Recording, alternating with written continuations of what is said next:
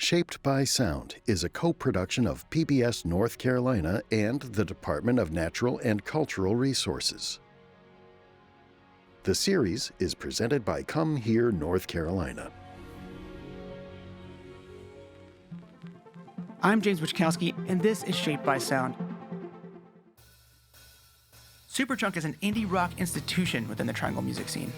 Back in 1989, two of their members founded the label Merge Records to release and promote the band's own music. And over the years, Merge became very successful, and Superchunk did too. But despite that growth and time, their trademark frenetic energy is at the center of each show. Today on Shaped by Sound, performing for us during a break from their latest world tour and in conversation with me, Superchunk.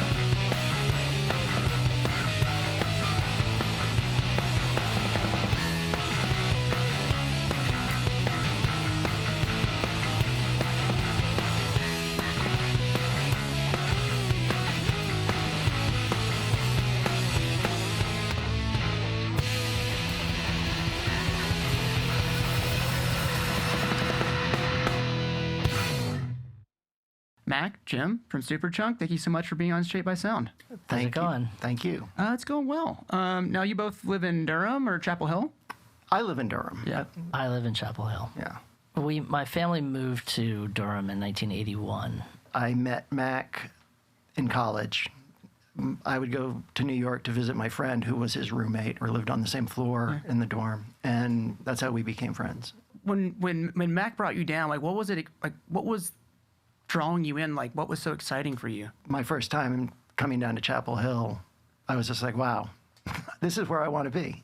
I mean, it was just the availability and the access of music, of the music scene. I mean, there were clubs, there was a street where people were walking on it, you know, going places, you know, and availability of you know, the culture that resonated with me by reading about it in fanzines and books and hearing about it. But it always just seemed to be kind of like this mythical place that just didn't really exist. And then, you know, getting out of the car on Franklin Street in 1985 or something, it was, you know, it was eye-opening.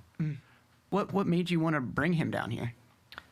He had no say in the matter. We were a big group of people. Yeah. It was sort of again, we all met up north in New York and Connecticut, and but for me at least, staying in New York after college wasn't really an option in terms of whatever kind of job I could have gotten at that point. And I was part of this music scene down here. I wanted to come back and play music and you know, be around my friends and live here. So you could play music in your living room and or in your garage or whatever. And yeah, it was easy place to be.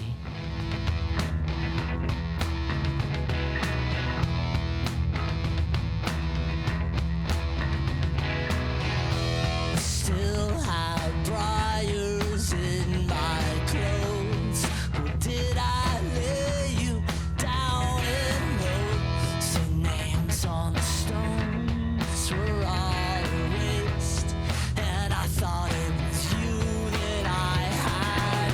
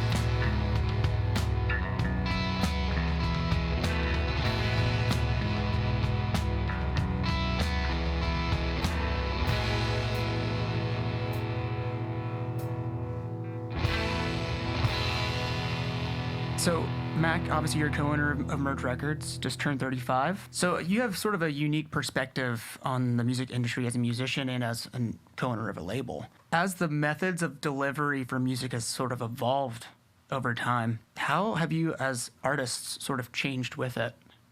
I don't know that we've really changed how, like, what we do in response to how music is consumed. Mm-hmm. I feel lucky that we can still tour and people will come see us. Mm-hmm. And I think the fact is that a lot of people who come see us have been coming to see us for a long time. It's amazing when we have new fans. I love that. It's great to see young people in our crowds. That's pretty wild. It's awesome. And I think that for the most part, I think that the internet ruined everything. But I think that one thing that's interesting is that, you know, when I think about the bands that I wanted to go see when I was that age, they were mostly, you know, people that were my age or like slightly older, a little bit older. I wasn't trying to go see a lot of bands that were putting out records before I was born. And so the fact that people can discover things now, and we see this with our own kids, discover things now that came out so long ago, but they don't see, because of the way music is presented in current like formats, they don't necessarily draw those same lines between like what's super old. Like they don't see old stuff as necessarily like, oh, like that's old dusty records that are just been in my parents' shelf or whatever. Like I don't need to listen to that. Like they kind of approach things in a much more egalitarian way, for lack of a better word. It's in the sense of like what's old, what's new. Yeah. And if they like it, they like it. And to me, that's really cool.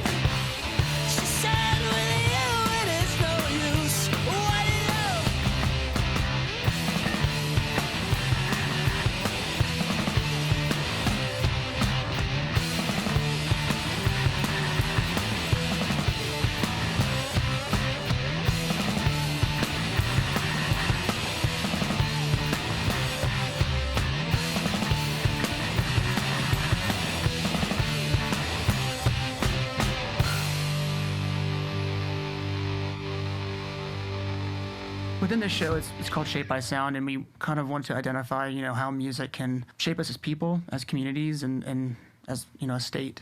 In what ways do you believe that you are shaped by sound?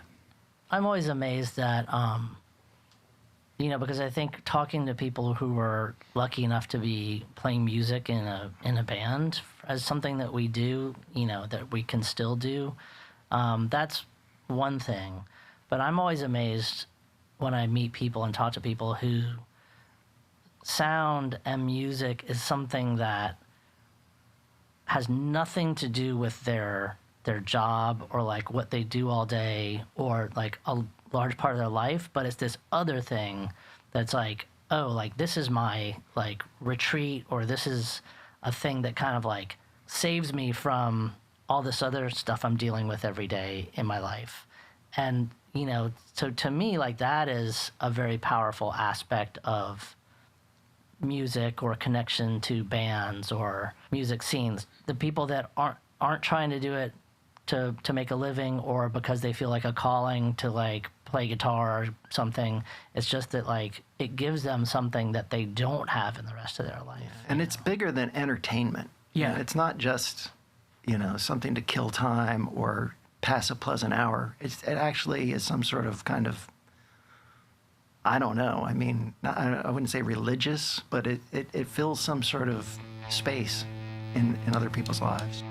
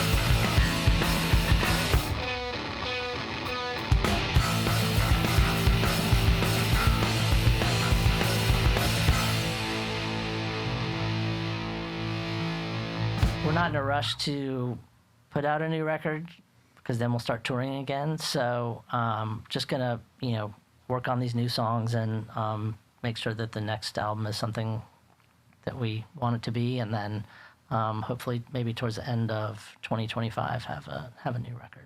And for us, that's pretty an extensive future mapped out, because we generally don't. The question was, what are you going to do in the future? And we're pretty, take each day as it comes, So we never have a grand master plan. Has that always been the approach as well? And we've never like sat down and had, fill out a vision board or anything like that. You know? I've tried to get Jim to fill out a vision board so many times, and he's never taken the Nope. bait, so. I mean, we were all, we're all in this together, but who knows what the future can bring. Yeah. Mac, how many vision boards do you have? I mean, I've got a closet full. And you save them? But I save them. Yeah. I could just take a picture and then dry erase, but I just get a new one. Yeah. Might be nice to revisit some of those old vision boards, right? Sure. Yeah.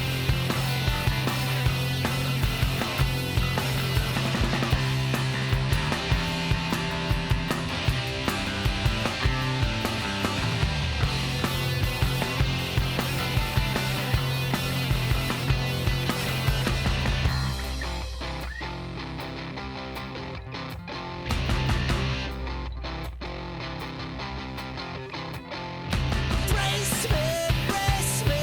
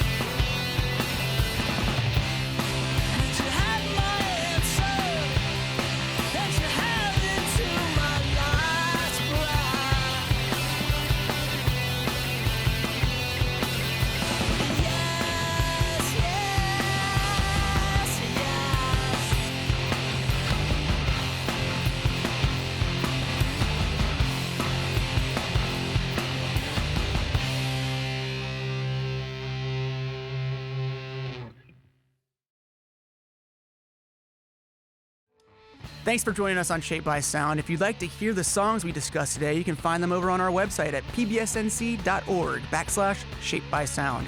Or you can find them on YouTube.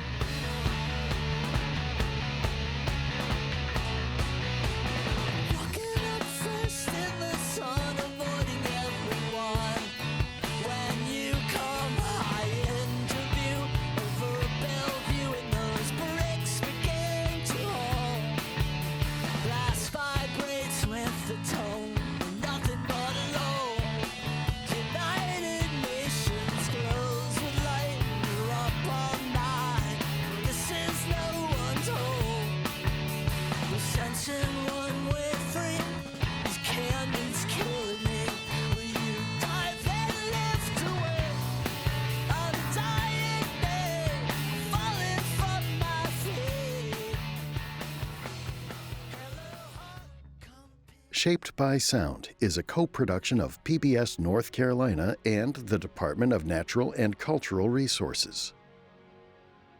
The series is presented by Come Here, North Carolina.